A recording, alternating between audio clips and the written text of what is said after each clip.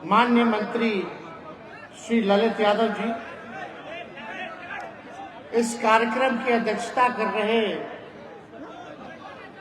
मिथिलांचल नूनिया समाज के अशोक प्रसाद महतो जी, राष्ट्रीय जनता दल के दरभंगा जिला के अध्यक्ष उदय शंकर जी, सदस्य बिहार सांस्कृतिक बोर्ड श्री नारायण महतो जी,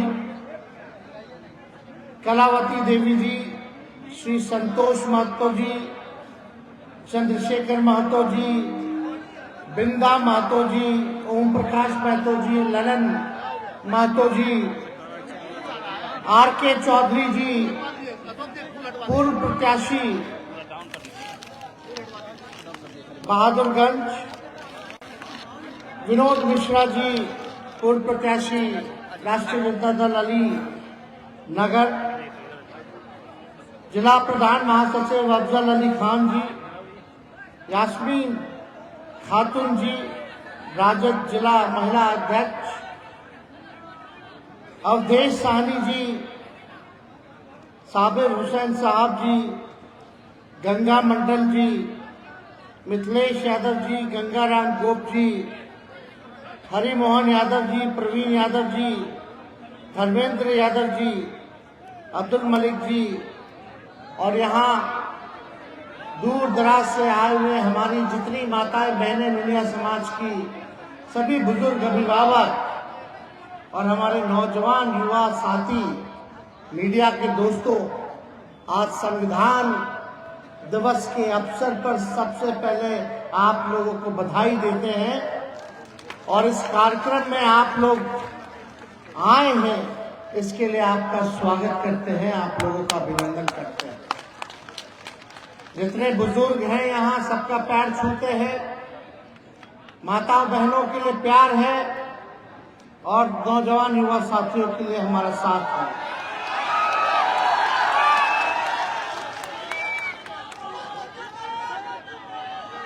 ये पहला कार्यक्रम है कि नूनिया समाज के लोग जो है खुले मैदान में कार्यक्रम कर रहे हैं और बड़े दिनों से अशोक जी का प्रयास रहा कि इस कार्यक्रम में हम आए और देखिए कितना अच्छा दिन है, संविधान दिवस के अवसर पर यहाँ हमको अवसर मिला आप लोगों के बीच आकर के आप लोगों का आशीर्वाद लेने का।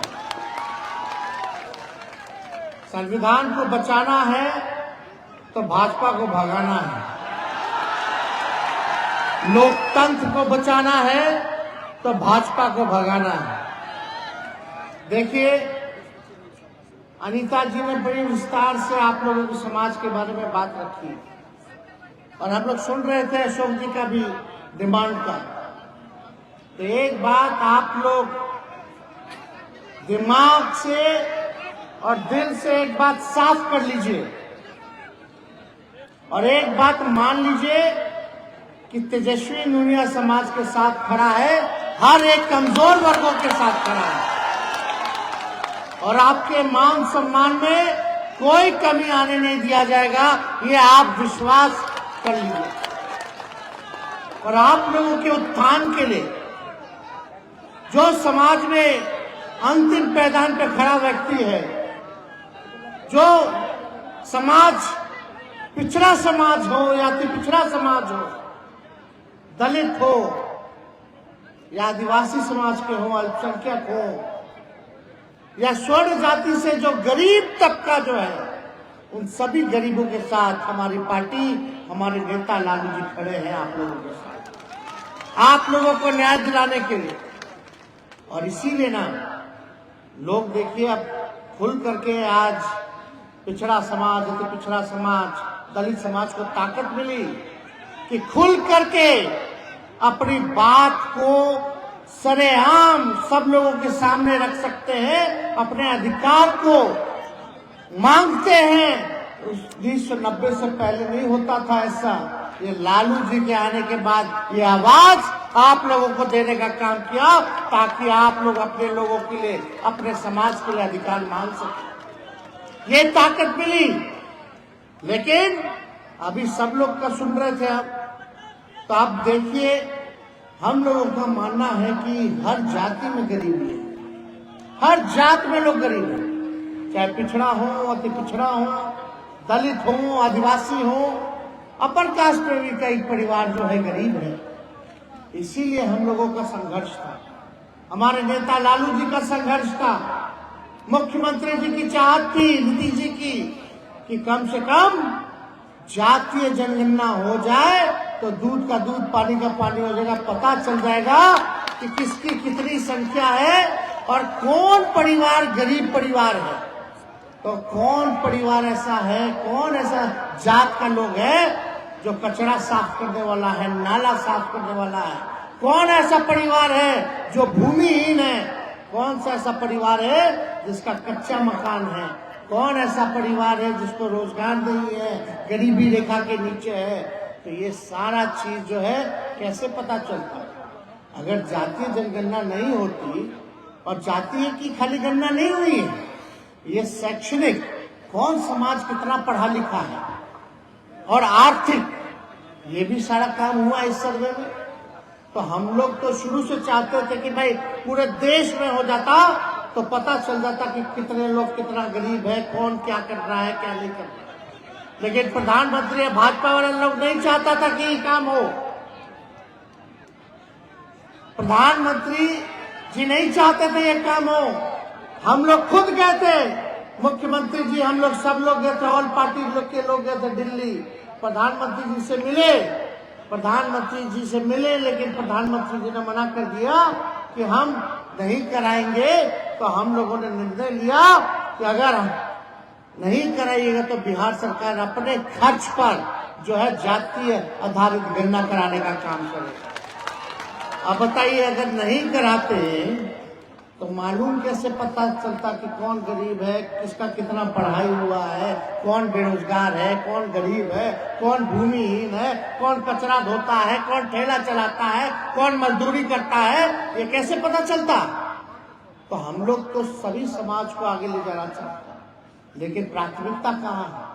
जो अंतिम समाज जो खड़ा है, जो गरीब है, उसको मुख्य धारा में लाना है, उसको लोगों को, उनके बच्चों को पढ़ाना है, उनको लोगों को आगे बढ़ाना है, ताकि समाज में गैर बराबरी ना हो, सब बराबर रहे, सबका मान हो, सबका सम्मान हो। इस दिशा में हम लोगों को काम करना। अब बताइए, हम निकाला गया, सर्वे आया तो पता चला पूरे बिहार में 94 लाख परिवार गरीब परिवार, 94 लाख परिवार जो है गरीब परिवार है। आप समझ जाइए कितनी बढ़िया संख्या। अगर नहीं कराते तो पता नहीं चलता, हम लोग योजना बनाते जाते, लेकिन लाभ उन गरीब परिवार को नहीं पहुंचता। लेकिन अब हमको पता है, सरकार को पता है कौन परिवार जो है गरीब है, अब उसके लिए काम करना, कौन परिवार भूमिहीन है। तो हम लोगों ने संख्या जब हुई तो अति पिछड़ा का संख्या बढ़ा, पिछड़ा का संख्या बढ़ा, ये सारा काम हुआ, दलित का संख्या बढ़ा, आदिवासी का संख्या बढ़ा। तो उसी हिसाब से हम लोगों ने तय किया कि सबसे पहले हम लोगों को आरक्षण की सीमा को बढ़ाना होगा। तो हम लोगों ने, देश में पहली बार कोई राज्य सरकार ऐसा है जो ये काम किया है। खुद 31 में हुआ था अंग्रेज के जमाने में जाति जनगणना, उसके बाद हुआ नहीं था आजाद मुल्क में, आजादी के बाद कभी नहीं हुआ। ये बिहार पहला राज्य है जिसके पास अपने आबादी का जानकारी पूरा है। तो इसलिए ये हम लोग देश को दशा दिखाने का काम किए। अब पूरे देश में जो है इसकी मांग जो है हो रही है, सब कोई मांग रहा है। तो राहुल गांधी जी भी देखिए जाति जनगणना के पक्ष में है, हर रीजनल पार्टी, क्षेत्रीय दल जाति जनगणना के पक्ष में है। तो अब जब पता चला तो हम लोगों ने आरक्षण बढ़ा दिया, हम लोगों ने पिछड़ा का बढ़ाया, अति पिछड़ा का बढ़ाया, दलित का बढ़ाया, आदिवासियों का बढ़ाया। स्वर्ण जाति का पहले से 10% था, हम लोगों ने 50 को 65 कर दिया, 65 और 10 यानी 75% जो है आरक्षण हम लोगों ने देने का काम किया। अब जब पिछड़ा का बढ़ा, अति पिछड़ा का बढ़ा, दलित का बढ़ा, तो जो समाज के लोग, आप लोग जो अति पिछड़ा समाज से आते हैं, तो फायदा तो आप लोगों को होगा कि नहीं होगा? नौकरी लगेगा आप सरकारी, तो उसमें आरक्षण हो गया है, अति पिछड़ा का बढ़ गया है, तो फायदा होगा कि नहीं होगा? पढ़ाई लिखाई, एडमिशन, शैक्षणिक संस्थानों में आपके बाल बच्चों को फायदा होगा। यही तो हम लोगों की लड़ाई थी कि न्याय करना है तो सबके साथ करना है। खाली दुनिया समाज तो गरीब है ही, लेकिन और भी तो इनके साथी जो है वो लोग भी तो गरीब है। तो हम लोगों की तो पूरी जिम्मेवारी बनती कि सब गरीब को ना एक साथ लेके चलना है, चाहे कोई जात के हो, आगे तो सबको बढ़ाना। तो हम लोगों ने आरक्षण की सीमा बढ़ा दी। और आप भाई बात सुनिए, 94 लाख जो परिवार है जिसका आय 6,000 से कम है, जो गरीबी रेखा के अंतर हम लोगों ने माना है, उस परिवार में ना नौकरी है ना रोजगार है। तो अब हम लोग क्या करेंगे? आंकड़ा तो आ गया, अब करेंगे क्या? पहला काम हम लोगों ने आरक्षण को बढ़ाया। दूसरा काम, क्योंकि ये सरकार सामाजिक न्याय के साथ आर्थिक न्याय देने वाली सरकार है, इसलिए हम लोगों ने ये फैसला किया है, माननीय मुख्यमंत्री जी और हम सब लोगों ने, महागठबंधन की सरकार ने, लालू जी के आशीर्वाद से, कि जो परिवार गरीबी रेखा के अंतर्गत आता है, जिसको रोजगार नौकरी नहीं है, उसको 2 लाख रुपया देने का काम करेंगे। 2 लाख। और जो भूमिहीन है, जिसको जमीन नहीं है अपना कमरा बनाने के लिए पक्का, तो हम लोगों ने फैसला किया कि कई ऐसे भूमिहीन हैं जिनका जमीन नहीं है, तो सरकार ने निर्णय किया है वैसे व्यक्तियों को, वैसे परिवार को 1 लाख रुपया दे करके मदद करेगी, ताकि वो अपना भूमि जो है वो खरीद ले। अभी तो 1 लाख तय है, जरूरत पड़ेगा तो और भी बढ़ा दिया जाएगा, उसकी चिंता नहीं करनी है। लेकिन अभी तो भूमि जिसको नहीं उसको 1 लाख रुपया, जिसको रोजगार नहीं, गरीबी रेखा के अंतर्गत, उसको 2 लाख रुपया, घर पक्का मकान बनाने के लिए 1,20,000 रुपया। तो समझिए, तो ये मदद हम लोग करेंगे पहले सब योजना को। लेकिन इसके लिए भैया आप लोगों को जागरूक रहना जरूरी है। एगो बड़का झूठा पार्टी घूम रहा है, वो खाली झूठे बोलेगा, झूठ से वो लोग जो है ना, झूठ बोलने के फैक्ट्री है, झूठ बोलने के मैन्युफैक्चरर हैं, झूठ बोलने के होलसेलर और झूठ बोलने के डिस्ट्रीब्यूटर भी। तो ऐसे प्रचार लोग करता है व्हाट्सएप पे, इधर उधर। अब बताइए, कोई देश में एक राज्य बता दो जहां एक डिपार्टमेंट एक दिन में 1,22,000 सरकारी नौकरी का नियुक्ति पत्र बांट रहा हो पूरे देश में। और 1 लाख पहले निकला, 1.25 लाख का बहाली, इसमें क्वालिफाई किया लोग 1,22,000। और उसके बाद दूसरा फेज का भी निकाल दिया गया, लगभग 1.25 लाख, 3 लाख तो खाली शिक्षा विभाग। अरे 3 लाख तो 1 साल हुआ हमारी सरकार को, और 3 लाख खाली एक विभाग से सरकारी नौकरी निकाला गया कि नहीं निकाला गया। और 70,000 पुलिस लोगों का बहाली, और पुलिस वाला बढ़ाना भी है, तो लगभग 4 लाख तो ऐसे ही हो गया। और मेरा स्वास्थ्य विभाग है, 1,60,000 उसमें बहाली हम लोग जा रहे हैं निकालने सरकारी नौकरी का। तो आप सोचो, 2 साल अभी हुआ नहीं सरकार को, और उसके अंतर्गत जो है 5 लाख से ज्यादा नौकरी निकाल दी। और देखा जाए कि प्रधानमंत्री वहां नियुक्ति पत्र बांट रहे हैं, वो तो बोले थे कि 1 साल में 2 करोड़ देंगे। हम तो अपना गिनवा ना रहे भाई। अब तो यूपी का भी लोग आकर के जो है यहाँ नौकरी पा रहा है, केरला का भी लोग आके नौकरी पा रहा है, कतर दोहा का लोग भी आकर के यहाँ नौकरी पा रहा है। तो यही मॉडल होना चाहिए, काम होना चाहिए। ये लोग क्या करेगा, हम लोग कलम बांटेंगे तो ये लोग तलवार थमा देता है। लड़ो हिंदू मुसलमान लड़ो। अरे लड़ेगा तो आप ही का ना नौजवान भाई लोग नुकसान है, गरीबों का नुकसान। मरता कौन है? कौन मरता? कौन नेता मरता है? गरीब का बच्चा मरता है, नौजवान मरता है।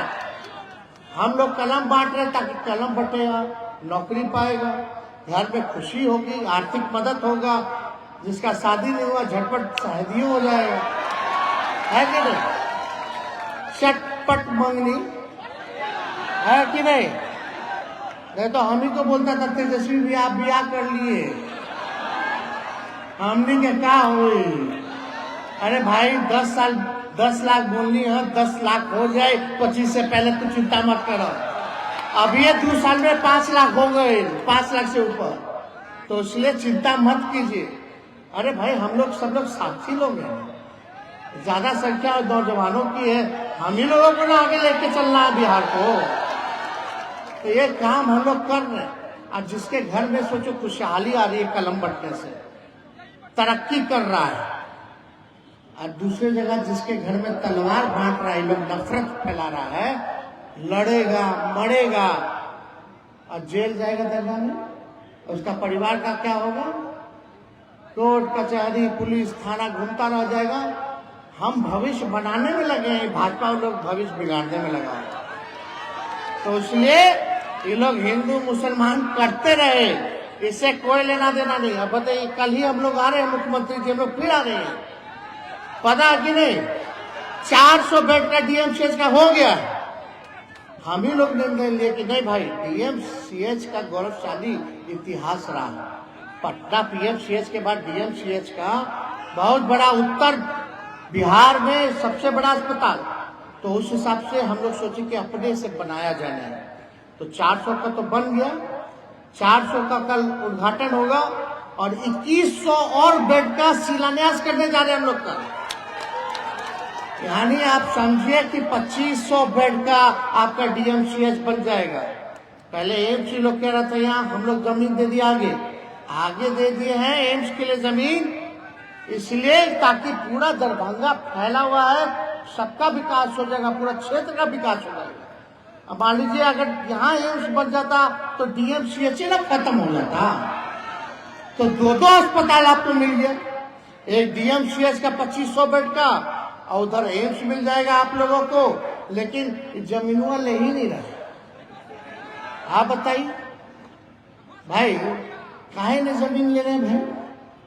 आपको दे दिया गया, इतना अच्छा बोल दिया गया, मुख्यमंत्री जी भी बोले, मुआयना भी करके गए थे। भाई रोड चाहिए, हर चीज चाहिए, कनेक्टिविटी सब मिल जाएगा, एयरपोर्ट के पास है, हर जगह हर जिला में लोग को फायदा होगा, 4 लेन के पास है, और उस क्षेत्र का भी पूरा विकास हो जाएगा, शोभन के पूरा इलाका का। तो ये भाजपा वाला खाली पॉलिटिक्स, नकारात्मक राजनीति। अब बताइए, एम्स बनेगा भी तो एम्स बनाने का खाली पैसा देगा वो लोग 500 करोड़, और हमारा लग रहा है 3000 करोड़ रुपया जमीनवा देने का, और नाम होगा मोदी जी का, भारत सरकार का। पैसा ज्यादा हमारा लग रहा है, बात समझिए, पैसा हमारा ज्यादा लग रहा है हजारों करोड़ में, उनका लगेगा 100 करोड़ में, और नाम होगा मोदी जी का, प्रचार करेगा। तो हम लोग तो प्रचार ज्यादा करते नहीं, लेकिन जो सच बात है वो आप लोगों के सामने हम लोग रख देते। अब बताइए, नुनिया समाज का हो रहा है, तो हम लोग तो यही कह रहे हैं कि भाई एक पार्टी बता दो जो 2020 में सबसे ज्यादा, अगर विधानसभा में कोई नुनिया समाज को टिकट दिया होगा तो बता दीजिए। आरजेडी ने देने का काम किया, 3-4 टिकट हम लोगों ने दिया। हम लोग नोखा से दिए, यहाँ से जीत के आती हैं, तरैया दिए, छातापुर दिए, और अभी जब आयोग बना तो यहाँ कहाँ है ये अपने, इनको आयोग में श्री नारायण जी, इनको संस्कृत बोर्ड में हम लोग बनवाए। तो देखिए भैया, हम कदम बढ़ाना शुरू कर दिया, अब आप लोगों को बढ़ाना है। आप लोग कदम से कदम मिला करके चलिएगा, तो पिछले बार 3-4 दिए हैं, तो आगे और इसको 8-10 हम लोग कर देंगे, उसमें कोई कमी नहीं छोड़ेंगे। हर जगह प्रतिनिधित्व मिले, आप लोगों के समाज की बात हो, काम हो, हर जगह मौका मिले, इसमें हम लोग काम करेंगे।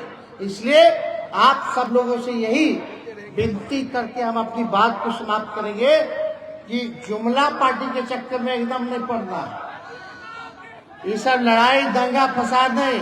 अब तो यूपी का लोग कह रहा है, यूपी का लोग आके कहता है कि वहां के जो मुख्यमंत्री बाबा हैं वो खाली घंटी बजवा देंगे, लेकिन नौकरी लेने बिहारी आना पड़ रहा है। तो समझ रहे हैं नौकरी घंटी बजाने से कोनो पेड़ भरे हुए। इसलिए आप सब लोग इनके अफवाहों पे मत रहिए। मंदिर और मस्जिद से पेट नहीं भरता, ठीक है, आस्था है, भगवान है, भगवान का आशीर्वाद चाहिए। अब पूजा पाठ को दिखावटी नहीं होना चाहिए, लेकिन ये सब दिखावटी करता है। दिल में भगवान होना चाहिए, मन में भगवान होना चाहिए। असली श्रद्धा वही होती है।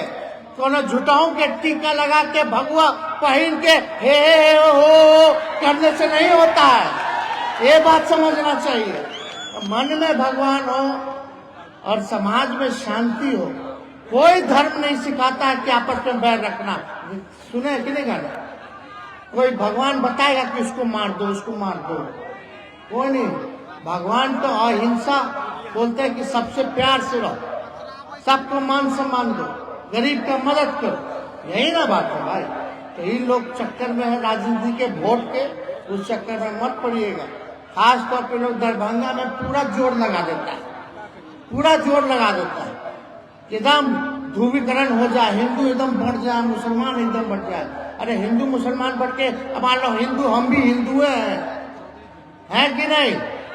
लेकिन हम हिंदू है, पिछड़ा है, अति पिछड़ा है, दलित है, तो उसमें उसको क्या मिल रहा है? हक देगा कि नहीं देगा? कोई काहे नहीं दे रहा भारत सरकार हक, अधिकार, मान सम्मान देना ना चाहिए। तो इसलिए आप सब लोगों को हम धन्यवाद करते हैं। संविधान दिवस के अवसर पर आप लोगों को बधाई देते हैं और आप लोगों का जो कल्याण मंच है मीडिया समाज का, सभी अशोक जी और ऑर्गेनाइजर को धन्यवाद देते हैं। सभी पार्टी के लोग भी यहाँ उपस्थित हैं, उन सबको भी धन्यवाद देते हुए अपनी बात को यही समाप्त करते हैं। जय हिंद, जय बिहार।